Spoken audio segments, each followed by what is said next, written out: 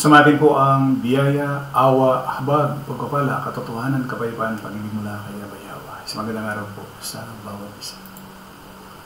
Ang ating pong paksa ngayon sa araw na ito ay hindi po dito sa tinig mismo ni Ginoong Felix Manalo, no?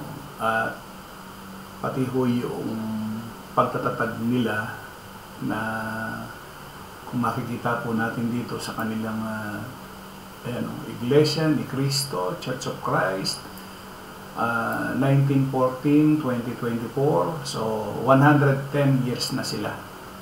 At dyan sa kanilang pamagat o caption, ang sikreto na Iglesia ni Cristo. Salamat po, Ama. At dito ay nakasulat din naman dyan, aktual na tinig ng kapatid na Felix Y. Manalo, sugo ng Diyos sa mga uling araw. At dito po iinom yung ating paksa. Pakinggan muna natin yung tinig ni Ginoong Felix Manalo. Sa 2 Pedro, ikalawang sulat sa Kapitulo 3, ganito ang sinasabi sa versikulo 7. Ngunit ang sangkalangitan ngayon at ang lupa sa pamamagitan ng gayon din salita'y iniingatan talaga sa apon, itinataan sa araw ng pag-ukot sa paglipol sa taong matama. Bakit nananatili ang langit na ito at ang lupang ito? Iniingatan ng Diyos. Sa anong panukala niya iniingatan? Itinataan ni kasapoy. Kaya sa araw ng pag-uukot, bakit? Para lipolin ang lahat ng taong matama. Ikaw lang niyo. Pakinggan ninyo ulit sa versikulo 10. Datapwat darating ang araw ng Panginoon. Makatwid yun ang araw ni Jesucristo.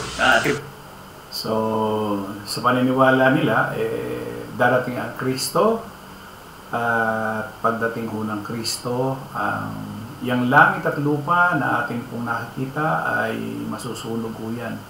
Base doon sa kanilang aral. Aral nila yan eh. So ayan, napakinggan natin yung aktual na tinig ni Felix Manalo na sinasabi nila na sugo ng Diyos sa mga huling araw. Isang malaking question mark po yan kasi siyempre, ang pagbabatayan natin kung ano yung nakasulat sa kasulatan. Ito namang isa, ano daw ba yung sekreto ng Iglesia ni Cristo? Pakinggan lang natin, bahagya lang o. Higit sa lahat, meron silang hindi alam na sekreto. Sekreto ng Iglesia ni Cristo. Bakit karamihan mahihirap? Di raw nakapag-aral.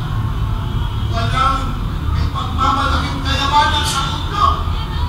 Bakit dumarami ang Iglesia katulad ngayon? Nakarating pa sa ibayong dagat. Maraming bahay sa baha. Ang hindi nila alam, ang sikreto ng Iglesia ni Cristo, ang Diyos! So, maliwanag naman at napakinggan natin. Ang sekreto daw ng Iglesia ni Cristo ay ang Diyos.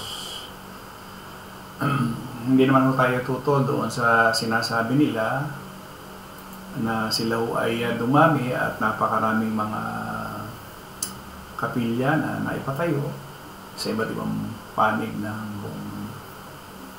Ngayon, ang ating pong titinal lamang. Kasi itong paksa natin ay ETWC o yung Tito 1.9, Titus 1.9, Expose dos po contradict. Ito ay paglalantad ng mga sumasalungat. Siyempre doon sa aral. Una, ito bang sugo ng Diyos sa mga huling araw? Mababasa natin sa banal na kasulatan? Wala. Wala po tayong mababasa. Wala tayo ni isang sitas na mababasa na si Ginoong Felix Manalo ang sugo ng Diyos sa mga huling araw. Wala po tayong mababasa niyan. Genesis to Revelation, ang ating pinagbabatayan dyan. Tapos, ito ang sinasabi dito, Iglesia ni Cristo, Church of Christ, 1914-2024, o 110 years na sila. So, sinasabi nga nila na ang sikreto daw ng Iglesia ni Cristo ay ang Diyos. yung Diyos nila, no? Ngayon, 1914 to 2024, tama ho, 110 years. Noong unang siglo ba ho na nagtayo ang Kristo, nagtayo ba siya ng iglesia? Meron ba siyang itinayong iglesia? Wala ho. Wala ho siyang itinatayong iglesia. Ang itinayo niya, assembly or ecclesia. Hindi ho siya nagtayo kailanman ng iglesia. Kasi ang iglesia ay simbahan, church. Wala ho siyang itinayo. Ang itinayo niya, mga tao. Ibig sabihin, assembly, kapulungan, congregation, ang itinayo niya, ecclesia, na napagkamalan nilang iglesia ni Cristo. So, dito pa lamang, makikita na natin, si Felix Manalo ba ang sugo ng Diyos sa mga huling araw? Wala tayong mababasa. Ibig sabihin, yung itinayo ng Kristo noong unang siglo na 2024 na po tayo ngayon, may 2,000 taon na, hindi ho iglesia ang itinayo niya, kundi assembly or kapulungan. Tao. Kasi yun ho yung ililigtas sa kasalanan eh. Tandaan ho natin, walang simbahan na ililigtas sa kasalanan. Sapagkat wala namang simbahan na nagkasala. Wala.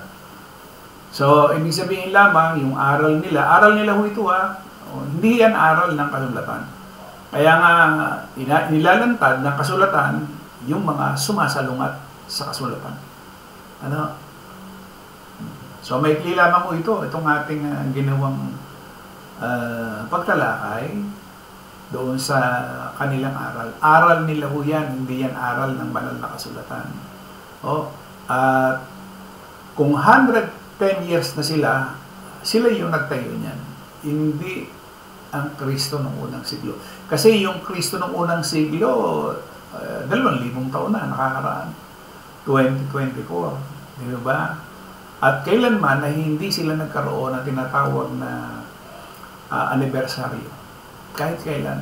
Yun yung naitayo, nakapulungan ng unang siglo, hindi sila taon-taon nag-anibersaryo. So, doon pa lang, makikita natin na sala sa sinasabi sa banal na kasulatan.